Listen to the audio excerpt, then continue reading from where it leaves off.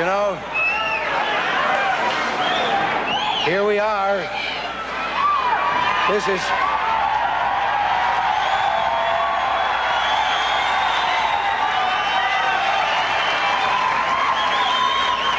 You know, we're all here but one now, and he was here, but they just took him off stage. It's way past his bedtime. But let me just say first of all, this has been, well, there's never been a more humbling moment in my life. I would have been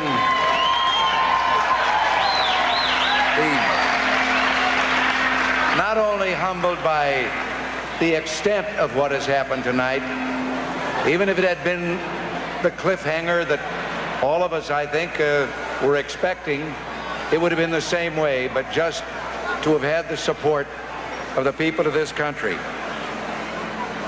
I consider the trust that you have placed in me sacred, and I give you my sacred oath that I will do my utmost to justify your faith.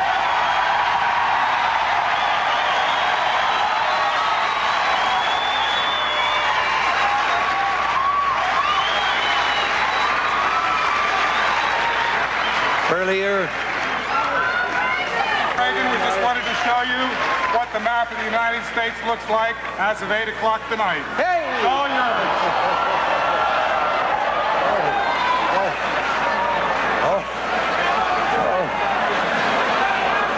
All right.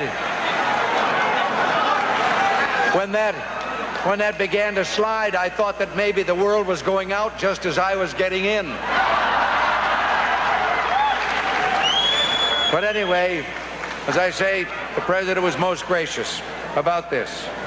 And now all across America, there are some people that I owe a great debt of thanks to. There they are. They're meeting tonight in our national headquarters in Arlington, Virginia.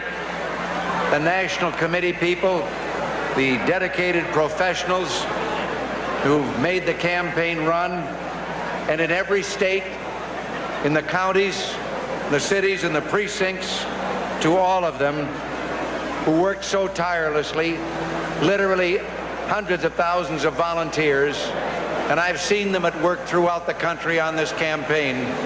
I just owe them an immeasurable debt of thanks. To George and Barbara Bush,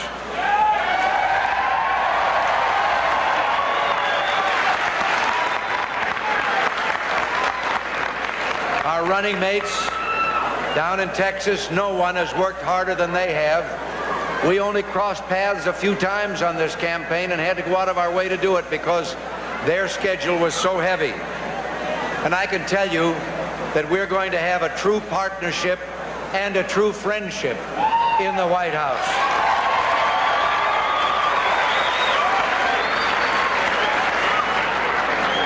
And now, as I said before, my family.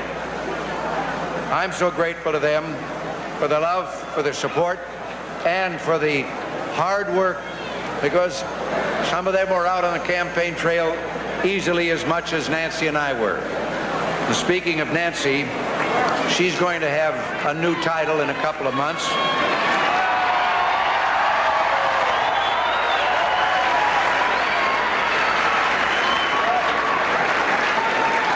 And it isn't really new because she's been the first lady in my life for a long time.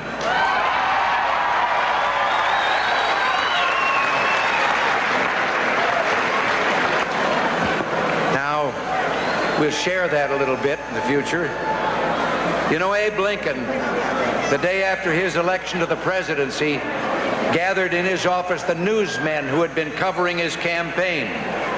And he said to them, "Well, boys, your troubles are over now. Mine have just begun."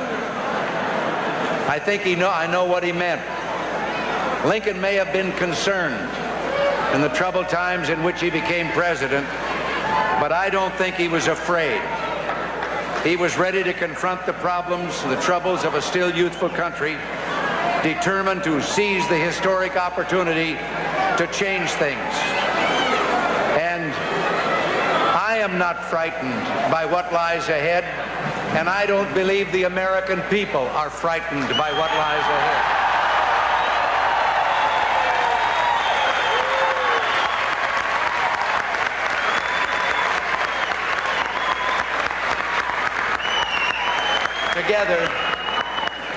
Together, we're going to do what has to be done. We're going to put America back to work again.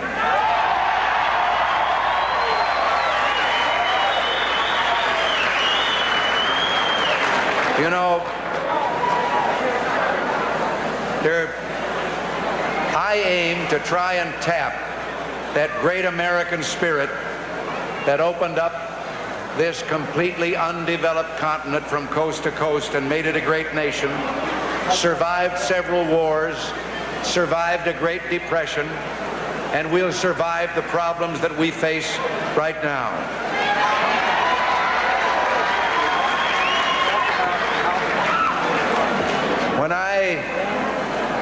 When I accepted your nomination for president, I hesitatingly, but I asked for your prayers at that moment. I won't ask them for this in particular moment, but I will just say I would be very happy to have them in the days ahead.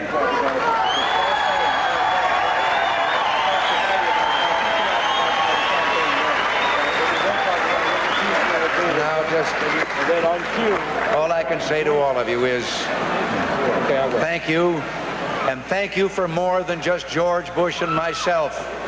Thank you because if the trend continues, we may very well control one house of the Congress for the first time in a quarter of a century.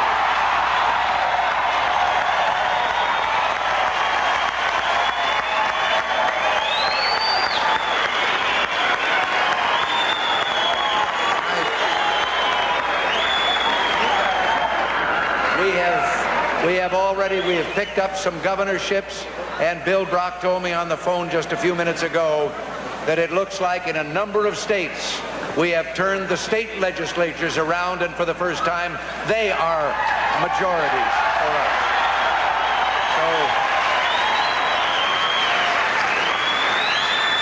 So you did it. I have one message that I have to give before I leave.